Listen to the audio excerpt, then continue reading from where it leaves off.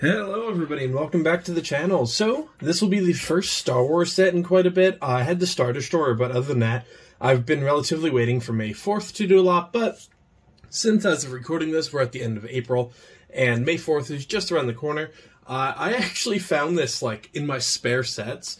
I knew I bought it a while ago, and I had no idea where I put this for the life of me, and it just, happened to slide behind the table, where my LEGO City is.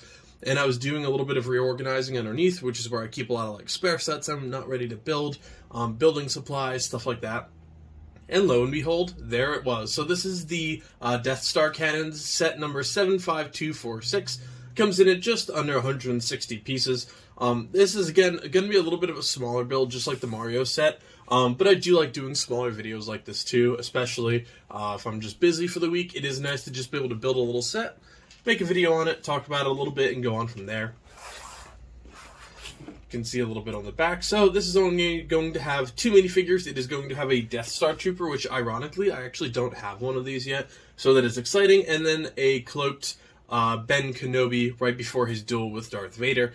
I'm actually debating turning this into a little bit of duel with Darth Vader. Probably grab a Darth Vader minifigure from one of my displays, or just display case, something like that, and toss them on here as a little battle.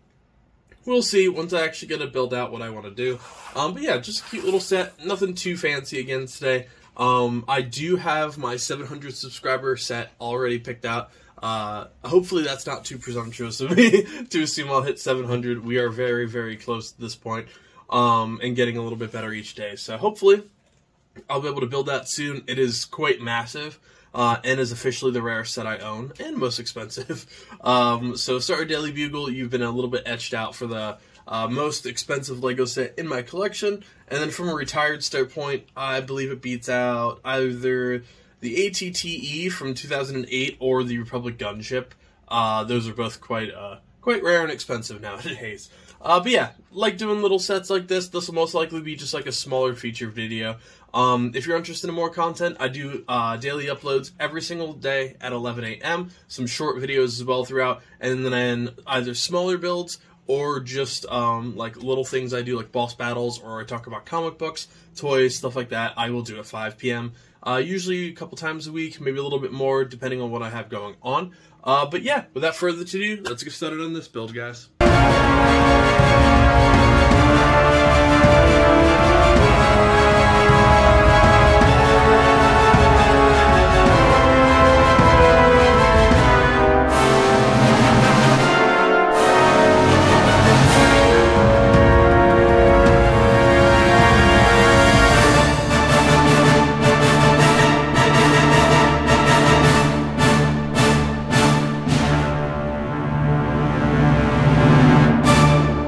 Alright everybody, and here's the actual finished build. Like I said, I think with the hyperlapse, it's probably only going to be 30 or 40 seconds, so not the longest build in the world, but it is something different. And with May 4th coming, I'm going to try and do a lot of Star Wars stuff, as much as I can, at least.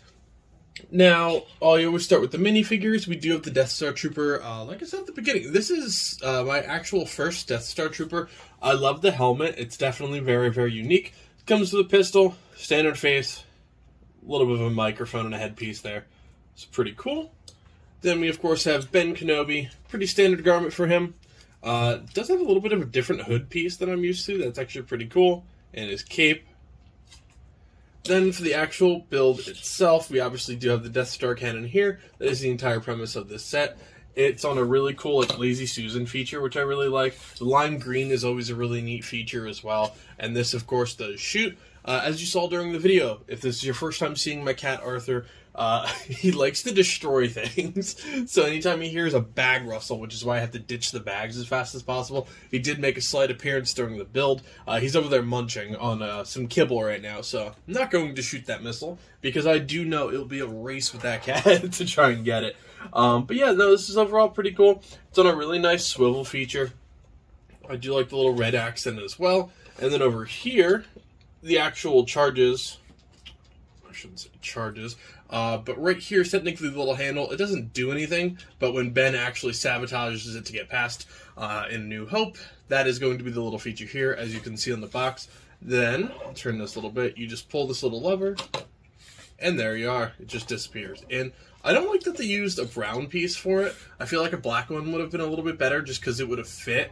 But for display purposes, obviously, like, you're going to have it up, so I do get that. Just a little nitpick thing. And then we actually have the window piece itself, where the actual laser would fire.